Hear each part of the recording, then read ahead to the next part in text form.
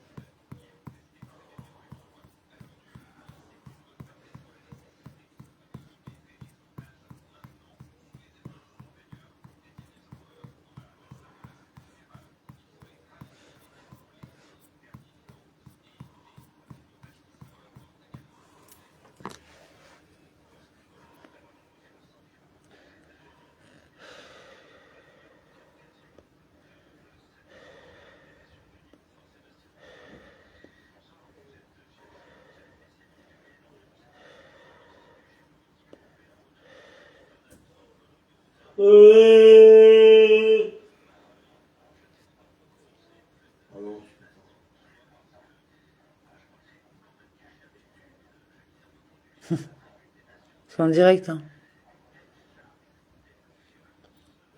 Vas-y, affiche-moi encore. Putain de ta mère. Je te crois pas.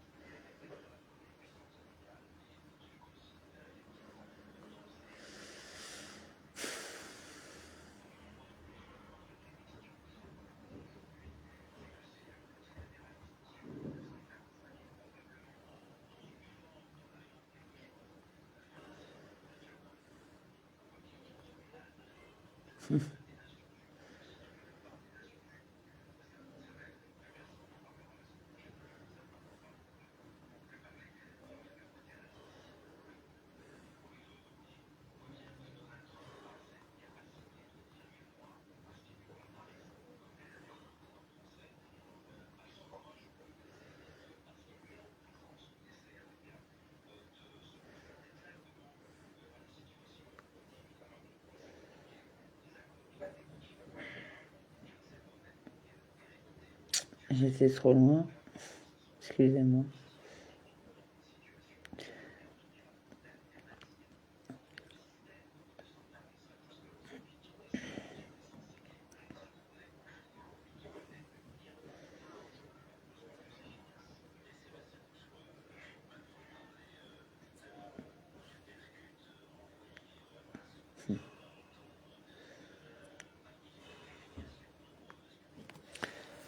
Alors, Dave 94 a agi involontairement à l'égard de la nourriture et intentionnellement à l'égard du navire. Il est venu apporter un sacrifice pour le péché, pour la nourriture et de recevoir du caresse pour le récipient. Rabashi s'y oppose fermement. Et Beretta n'a-t-il pas enseigné, il est responsable même du navire?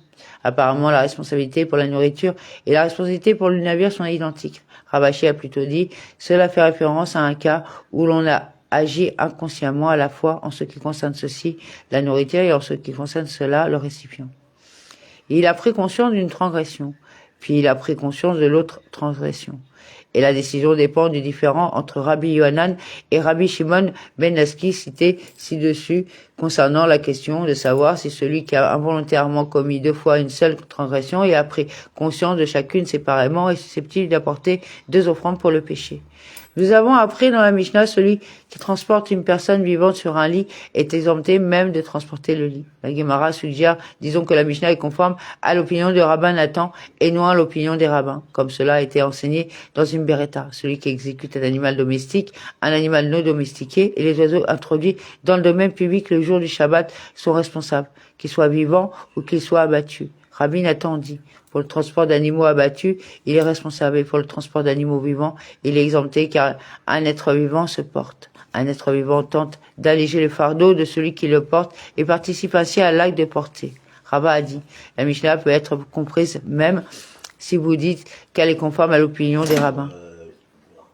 Les rabbins ne sont en désaccord avec Rabbi Nathan que dans le cas d'un animal domestique. D'un animal non domestiqué et d'une volaille, car ils amortissent leur poids pour tenter de se libérer de celui qui les porte. Cependant, en ce qui concerne le fait qu'une personne vivante se porte, même les rabbins sont d'accord. Par conséquent, celui qui transporte une personne vivante est exempté.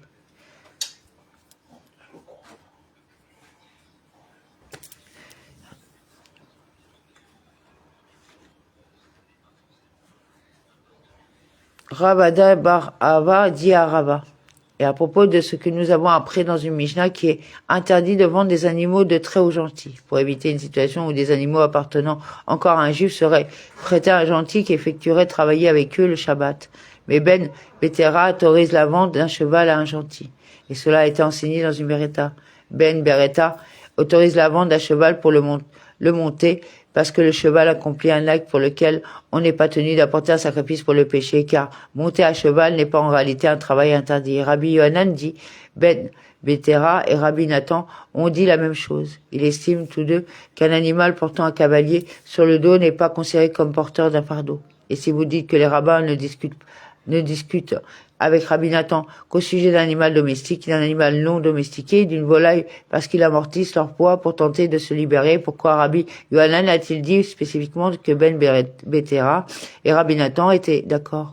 N'avez-vous pas dit que dans le cas d'une personne montant à cheval, même les rabbins sont d'accord? La Gemara répond, lorsque Rabbi Yohanan dit que Ben Betera et Rabbi Nathan ont dit la même chose, il faisait référence à un cheval destiné spécifiquement au transport de la volaille. La Gemara demande, existe-t-il un cheval désigné pour transporter la volaille? La Gemara répond, oui, il existe un cheval pour transporter les faucons du chasseur d'Éveï, Vaïadan. Rabbi Yohanan a dit, et Rabbi Nathan est d'accord dans le cas d'une personne qui est liée parce qu'elle est incapable d'alléger le fardeau de celui qui la porte. Ravada bar Matana dit à Abi. Et qu'en est-il de ces Perses qui sont considérés comme s'ils étaient liés parce qu'ils portent une armure lourde et montent toujours à cheval? Et néanmoins, Rabbi Yohanan dit, même Betera et Rabbi Nathan ont dit une chose et ont autorisé même la vente des chevaux. Aux Perses? La Gemara répond, là, en ce qui concerne les Perses, ce n'est pas qu'ils soient incapables de descendre de cheval, c'est l'arrogance qui les empêche de descendre du cheval. Pour preuve, la Gemara raconte, il y avait cet officier persan, Pardaka, contre lequel le roi était en colère. Il parcourut 3 parasangs à pied. Apparemment, même les cavaliers persans ne sont pas considérés comme liés et sont capables de marcher sans leurs chevaux.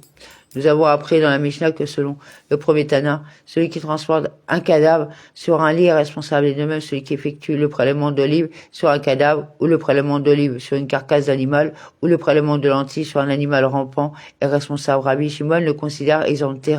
Rabba Barba Anna a dit que Rabbi Yohanan a dit, et Rabbi Yosef a dit que Rabbi Shimon ben Laski a dit. Rabbi Shimon considérerait. Dav 94b, même celui qui transporte un cadavre pour l'enterrer. Rabba a dit, Rabbi Shimon convient que celui qui utilise une houe pendant Shabbat pour creuser ou un rouleau de Torah pour lire est responsable. La Gemara demande, cela est évident, comme si ces actes d'exécution entraient également dans la catégorie des travaux interdits et non nécessaires en soi, car l'intention du porteur est de creuser ou de lire. Si tel est le cas, selon Rabbi Shimon, comment pouvez-vous trouver un acte de portage qui serait considéré comme un travail interdit, nécessaire en soi?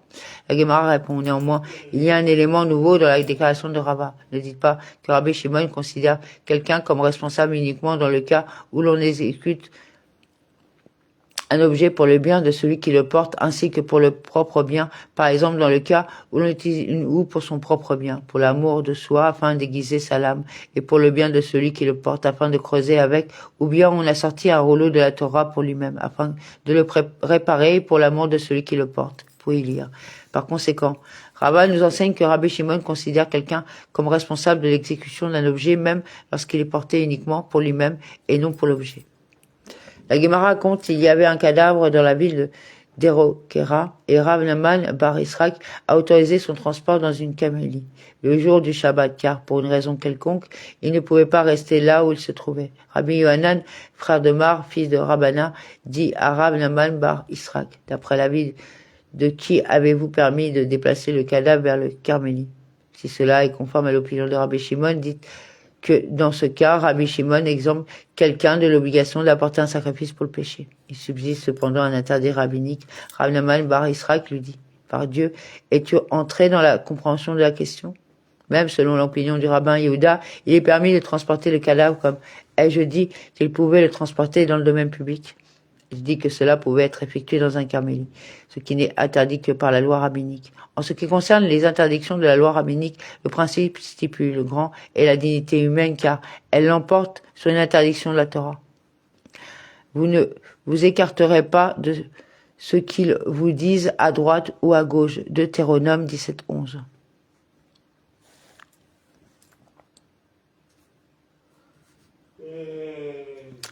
Nous y avons appris dans une Mishnah discutant de la halarote de la lèpre. Celui qui arrache les poils blancs qui sont des signes d'impureté et de même celui qui brûle la peau non affectée au milieu d'une plaie lépreuse pour tenter de se purifier viole un interdit comme il est dit. Prenez garde, Ish Amer, au fléau de la lèpre. Deutéronome 24:8.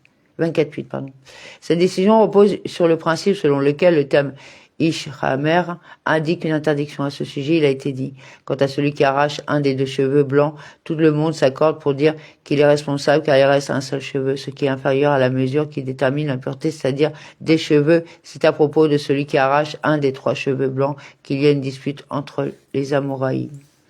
Rav Naman a dit, il est responsable. Rav Shechet a dit, il est exempté. La Gemara élabore. Rav Naman a dit, il est responsable parce que ses actions ont été efficaces. Car si un autre poil était enlevé, l'impureté nécessaire cesserait. Il a assez accéléré sa purification et viole l'interdit. Rav Shechet a dit, il est exempté parce que ses actions ont été inefficaces. Car maintenant, de toute façon, l'impureté est intacte. Même après qu'il ait enlevé un cheveu, son acte est inefficace et il ne viole donc pas l'interdiction. Rav Shechet a dit, d'où puis-je dériver et exprimer mon opinion? Je le dérive comme nous l'avons appris dans la Mishnah, et de même celui qui transporte un corps d'olive en vrac et un corps d'olive en carcasse d'animal est responsable.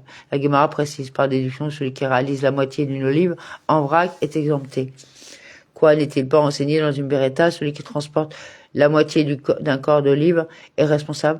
N'est-ce pas que la contradiction se résout de la manière suivante? Ce qui a été enseigné dans la Beretta, il est responsable.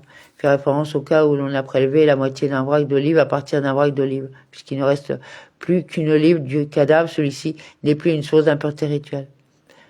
Et ce que nous avons appris dans la Mishnah, il est exempté, fait référence à un cas où l'on a réalisé un demi-vrac d'olive à partir d'un demi-vrac d'olive, puisqu'il reste un vrac d'olive entier, la source d'impureté reste intacte.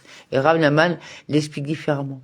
Celui-ci, celui qui a transporté la moitié d'un vrac d'olive à partir d'un vrac d'olive, et celui-là, celui qui a transporté la moitié d'un vrac d'olive à partir d'un vrac d'olive et demi, sont responsables.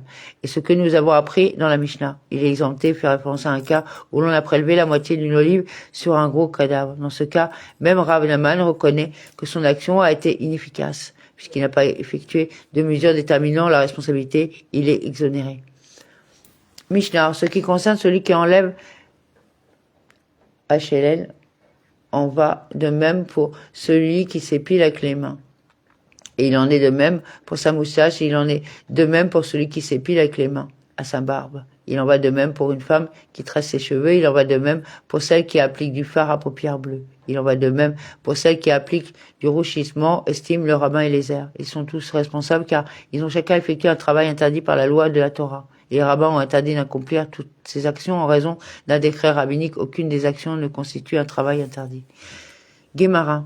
Rabbi Elazar a dit, le différend concerne spécifiquement le cas où l'on s'enlève les ongles à la main. Cependant, tout le monde s'accorde à dire que l'on est responsable si il les enlève avec un ustensile. La Guémara demande, c'est évident. Nous avons explicitement appris la phrase les uns avec les autres dans la Mishnah. La Guémara répond. Ne dites pas que les rabbins exemptent également celui qui s'enlève l'ongle avec un ustensile. C'est-à-dire que parce que l'ongle enlevé ne nous intéresse pas, il n'a pas effectué le travail interdit de tonte. Et celui qui a été enseigné dans la Guémara, Mishnah, les uns avec les autres, vise à transmettre la portée considérable de la déclaration du rabbin Eliezer selon laquelle chacun est responsable même dans le cas où il s'est arraché les ongles les uns avec les autres. C'est pourquoi Rabbi Elazar nous enseigne que ce n'est pas le cas. Et Rabbi Elazar dit, le différend concerne spécifiquement celui qui s'arrache les ongles pour lui-même. Cependant, s'agissant du fait que l'un ôte les ongles pour un autre, tout le monde s'accorde à dire qu'il en est exempté. La Guémara demande, c'est évident, nous avons explicitement appris la phrase « ces ongles » dans la Mishnah. La Guémara répond, de peur que vous nous disiez que le rabbin Eliezer considère que quelqu'un est également responsable de couper les ongles d'autrui. Et ce qui a été enseigné dans la Mishnah, ces ongles, est destiné à transmettre la nature profonde de la déclaration des rabbins selon laquelle on est exempté même dans le cas où il s'enlève lui-même les ongles. Et à plus forte raison dans le cas où il enlève ceux d'autrui. C'est pourquoi Rabbi Elazar nous enseigne que chacun convient qu'il est exempté lorsqu'il arrache les ongles d'autrui. Nous avons appris dans la Mishnah, il en va de même pour celui qui s'épile les cheveux avec ses mains. Le rabbin Eliezer le considère comme responsable et les rabbins le jurent exempté. Un des sages a enseigné la Tosefta. Celui qui enlève suffisamment de cheveux pour remplir l'ouverture des ciseaux le jour du Shabbat est responsable. Et combien est suffisant pour remplir l'ouverture des ciseaux? Rabbi Yehuda a dit, 2 cheveux. La Guémara demande, mais n'a-t-il pas été enseigné plus tard dans cette Beretta en ce qui concerne l'interdiction de la Torah de s'épiler et de provoquer la calvitie comme expression du deuil des morts? Ne faites pas non plus de calvitie entre vos yeux pour les morts. Deutéronome 14.1. Celui qui enlève 2 poils est responsable. Apparemment, une quantité différente de poils suffit à remplir l'ouverture d'un ciseau. La Guémara répond, disons qu'il ne s'agit pas de 2 mesures différentes. Le Beretta dit. Et il en va de même pour la calvitie, 2 est la mesure. Cela a également été enseigné dans une Beretta, celui qui enlève suffisamment de cheveux pour remplir l'ouverture des ciseaux le jour du Shabbat est responsable. Et combien est suffisant pour remplir l'ouverture des ciseaux? C'est 2 cheveux. Le rabbin Eliezer dit, on est responsable de l'épilation, ne serait-ce que d'un seul cheveu. Et les sages sont d'accord avec le rabbin Eliezer que celui qui ramasse et arrache des cheveux blancs parmi des noirs est responsable même s'il enlève un seul cheveu. Ces actions indiquent qu'un cheveu est important pour lui. Et cette affaire d'arracher les cheveux blancs est interdite aux hommes, même en semaine. Comme il est dit, une femme ne portera pas d'habit d'homme et un homme ne portera pas d'habit de femme. Deutéronome 22.5. Les sages déduisent que toute action typiquement réalisée par les femmes pour l'embellissement est interdite aux hommes. Il a été enseigné dans une Beretta que Rabbi Shimon ben Elazar dit à propos d'un ongle dont la majorité a été coupée et qui n'est relié au doigt que par un petit morceau. Et en ce qui concerne les lambeaux de peau dont la plupart ont été séparés du corps, à la main, il est permis de les retirer complètement le Shabbat. S'il les enlève avec un ustensile, il est susceptible d'apporter un sacrifice pour le péché. La Guémara se demande, existe-t-il un cas où celui qui accomplit une action avec un ustensile est susceptible d'apporter un sacrifice pour le péché? Et s'il accomplit cette action à la main, cela est permis ab initio, et ce n'est même pas interdit par décret rabbinique. La Gemara répond, voici ce que Rabbi Shimon ben Elazar voulait dire. Si la majorité a été coupée, il est permis de retirer le reste de l'alma. S'il enlève le reste avec un ustensile, il en est exempté, mais il lui est interdit de le faire ab initio. Et si la majorité n'a pas encore été coupée, s'il enlève le reste à la main, il en est exempté, mais il lui est interdit de le faire ab initio. S'il l'a fait avec un ustensile, il est susceptible d'apporter un sacrifice pour le péché. Rabbi Yehuda a dit, la halara est conforme à l'opinion de Rabbi Shimon ben Elazar sur cette question. Rabba Barba Anna a dit que Rabbi Yohanan a dit, et c'est le cas si les parties partiellement coupées de l'ongle étaient coupées vers le haut, près de l'ongle, et lui causaient de la douleur. Dans ce cas, on peut les supprimer ab initio. Nous avons appris dans la Mishnah, et la même chose est vraie en ce qui concerne une femme qui trace ses cheveux, et celle qui applique du fard à paupières bleues, et celle qui applique du rougissement. Le rabbin Eliezer les considère comme responsables selon la loi de la Torah. La Gemara demande pour l'accomplissement de quel travail interdit une femme qui trace ses cheveux ou qui applique du fard à paupières bleues ou applique du rougissement le Shabbat est-elle responsable? Rabbi Avin a dit que Rabbi Yosei, fils de Rabbi Hanina, a dit une femme qui trace ses cheveux est responsable du tissage, car le tressage et le tissage sont des actions similaires. Une femme qui applique un fard à paupières bleues est responsable de l'écriture. Une femme qui applique du blush est responsable du filage. Les femmes fabriquaient un fil avec une substance pâteuse et le passaient sur leur visage pour rougir leur teinte. Les rabbins ont dit devant Rabbi Abahu, est-ce de la manière typique de tisser et est-ce la manière typique d'écrire, est-ce la manière typique de filer? Le rabbin Eliezer conviendrait certainement que celui qui effectue un travail interdit de manière atypique est exempté. Au contraire, Rabbi Abahu a dit, cette affaire m'a été expliquée par Rabbi Yosei, fils de Rabbi Hanina lui-même.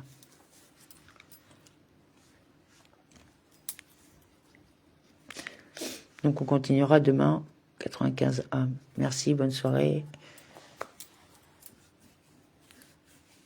Et